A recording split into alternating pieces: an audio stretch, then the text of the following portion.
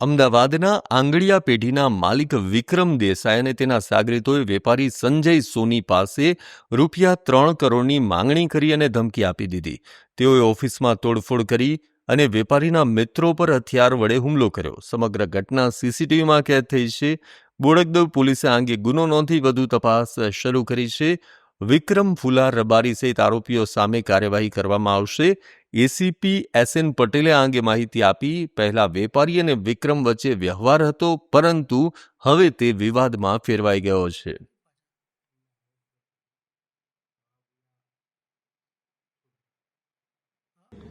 એમણે આજે આરોપી વિક્રમ દેસાઈ છે એની સાથે અગાઉ આંગડિયા પેઢીમાં કામ કરતા હતા જોડે, અને એ પછી ફરિયાદી જે સંજય સોની છે એના મિત્ર સુનિલ ભંડેરી છે એ આ વિક્રમ દેસાઈ સાથે એમના લેવડ દેવડના વ્યવહારો હતા.